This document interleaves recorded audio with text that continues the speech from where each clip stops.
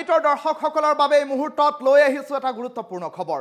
এতিয়া পবিত্ৰ ভাদ মাহ আৰু তাৰ মাজতে দেখিবলৈ পোৱা গৈছে ৰাজ্যৰ সত্ৰ নামঘৰসমূহত এতিয়া হৰি নামৰ জোৱাৰ। কিন্তু ধেমাজিত এক অপ্ৰীতিকৰ ঘটনা সংঘটিত হৈছে। নাম প্ৰসংগৰ মাহ প্ৰসাদ খাই এতিয়া বিষক্ৰিয়া হৈছে আৰু 2 শতাধিকতকৈ অধিক লোক অসুস্থ হৈ পৰাৰ খবৰ আহি পৰিছে। ইয়াৰে ভিতৰত গৰ্ভৱতী মহিলা শিশুকে ধৰি 2 শতাধিক লোক চিকিৎসাধীন হ'বলগীয়া এক পৰিস্থিতিৰ উদ্ভৱ হৈছে। এই ডাঙৰ খবৰটো টাইমিটৰ দৰ্শকসকলৰ বাবে লৈ আহিছো। ৰাজ্যত পুনৰ মাহ প্ৰসাদত বিষক্ৰিয়াৰ ঘটনা সংঘটিত হৈছে। এইবাৰ ঘটনাৰ স্থান ধেমাজি। প্ৰসাদত বিষক্ৰিয়া হৈ 2 শতাধিকতকৈ অধিক লোক অসুস্থ হৈ পৰাৰ খবৰ আহি পৰিছে। ভাদ মাহৰ নাম প্ৰসংগ অনুষ্ঠানৰ প্ৰসাদ খাইছিল বহু লোকে আৰু তাৰ পাছতে এতিয়া পৰিস্থিতি এক প্ৰকাৰ ভয়াবহ হৈ পৰা পৰিলক্ষিত হৈছে। প্ৰসাদ গ্ৰহণ কৰাৰ পাছতে শৌচ, বমি, মূৰৰ বিষ, পেটৰ বিষত আক্ৰান্ত হৈছে বহু লোক। অসুস্থসকলৰ ভিতৰত শিশু, মহিলা, যুৱক যুৱতী, সমান্তৰালকৈ গৰ্ভৱতী মহিলাও আছে বুলি প্ৰাথমিকভাৱে খবৰ আহি পৰিছে। 4 গৰাকীকৈ গৰ্ভৱতী মহিলা আৰু 7টিকৈ শিশু অসুস্থ হৈছে বুলি প্ৰাথমিকভাৱে খবৰ আহি পৰিছে। অসুস্থসকলক ধেমাজি CC মডেল হাস্পতালত আৰু ধেমাজি অসামৰিক চিকিৎসালয়লৈ প্ৰেৰণ কৰা হৈছে। ধেমাজিৰ CC ডুমকাটাত এই ঘটনা সংঘটিত হৈছে। বিষক্ৰিয়াৰ ঘটনাক লৈ এতিয়া সম্প্ৰতি সমগ্ৰ অঞ্চল জুৰি পৰিছে এক প্ৰকাৰ শোকৰ ছাঁ। ৰাজ্যত পুনৰ মাহ প্ৰসাদত ভয়ংকৰ বিষক্ৰিয়া সংঘটিত হৈছে। এতিয়া অঞ্চলবাসী শংকিত হৈ পৰা পৰিলক্ষিত হৈছে। প্ৰসাদত বিষক্ৰিয়া হৈ 2 শতাধিকতকৈ অধিক লোক আক্ৰান্ত হোৱাৰ খবৰ আহি পৰিছে। ভাদ মাহৰ নাম প্ৰসংগ অনুষ্ঠানৰ প্ৰসাদ খাইছিল বহু লোকে আৰু তাৰ পাছতে কেতবোৰ লক্ষণে দেখা দিছে। শৌচ, বমি, মূৰৰ বিষ, পেটৰ বিষত আক্ৰান্ত হৈছে 2 শতাধিক লোক। অসুস্থসকলৰ ভিতৰত শিশু, মহিলা, যুৱক যুৱতীও আছে বুলি জানিব পৰা গৈছে। 4 গৰাকী গৰ্ভৱতী মহিলা আৰু 7টিকৈ শিশু অসুস্থ হৈছে বুলি জানিব পৰা গৈছে। বিষক্ৰিয়াৰ ঘটনা অসুস্থসকলক ধেমাজি CC মডেল হাস্পতাল আৰু ধেমাজি অসামৰিক চিকিৎসালয়লৈ ততাতৈয়াকৈ প্ৰেৰণ কৰা হৈছে। ধেমাজিৰ CC ডুমকাটাত নামঘৰৰ প্ৰসাদ খাই এই ঘটনা সংঘটিত হৈছে। প্ৰসাদত বিষক্ৰিয়া হৈছে বুলি প্ৰাথমিক খবৰ আহি পৰিছে আৰু সমগ্ৰ ঘটনাক লৈ অঞ্চলবাসী শংকিত হৈ পৰাৰ খবৰ আহি পৰিছে। ঘটনাটো হৈছিল বেঙেনাগড়ৰ মাছখোৱা ব্লকৰ দক্ষিণ ডুমকাটাত। তাতে যোৱাকালি কিবা আনুষ্ঠানিক অনুষ্ঠান এটা পাতিছিলে নামঘৰত। তাতে গোটেই গাঁৱৰ ৰাইজে প্ৰসাদ খাইছিলে। প্ৰসাদৰ খাইছিলে কালি 12টা বজাৰ পাছৰ পৰা। ঠিক আজি 10-11টাৰ পৰা তাৰে কিছুমানৰ প্ৰথমতে হ'ল বমি, পায়খানা, পেটৰ বিষ আৰু কিছুমানৰ জ্বৰ হৈ আহিছিল। লগে লগে আমাৰ মাছখোৱাৰ মডেল হস্পিটেল আছে, তাতে আহিলে।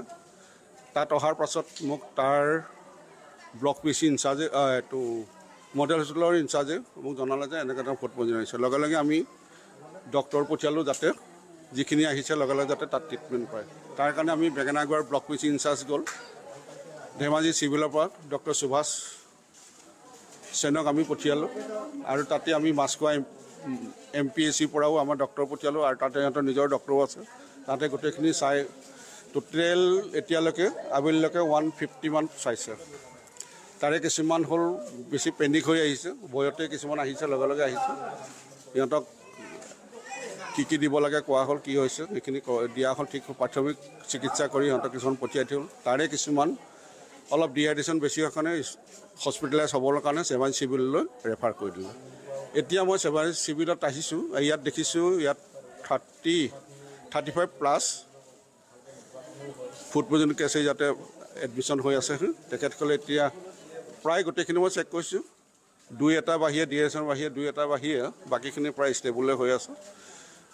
গতিকে ইয়াতে শিশু 7টা শিশু আছে, 3 বছৰৰ পৰা 6 বছৰলৈকে আৰু 4 গৰাকী এণ্টিনেটেল কেছ আছিলে। তেখেতসকলক আমি এণ্টিনেটেল ৱাৰ্ডত ৰাখি আমি ট্ৰিটমেণ্ট অবজাৰ্ভেশ্যন ৰাখিছোঁ, ট্ৰিটমেণ্ট দি আছোঁ আৰু গোটেইকেইটা এতিয়া ষ্টেবলে হৈ আছে। ঘটনাটো হৈছিলে বেঙেনাগড়ৰ মাছখোৱা ব্লকৰ দক্ষিণ ডুমকাটাত। তাতে যোৱাকালি কিবা আনুষ্ঠানিক অনুষ্ঠান এটা পাতিছিলে নামঘৰত।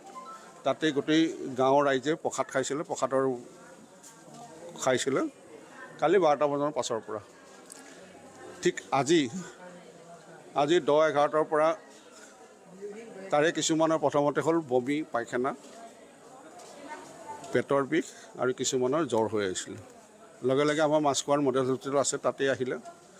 তাত অহাৰ পাছত মোক তাৰ ব্লক পিচি ইনচাৰ্জে এইটো মডেল হস্পিটেলৰ ইনচাৰ্জে মোক জনালে যে এনেকৈ এটা ফুড পয়জন আহিছে। লগে লগে আমি ডক্টৰ পঠিয়ালোঁ যাতে যিখিনি আহিছে লগে লগে যাতে তাত ট্ৰিটমেণ্ট পায়।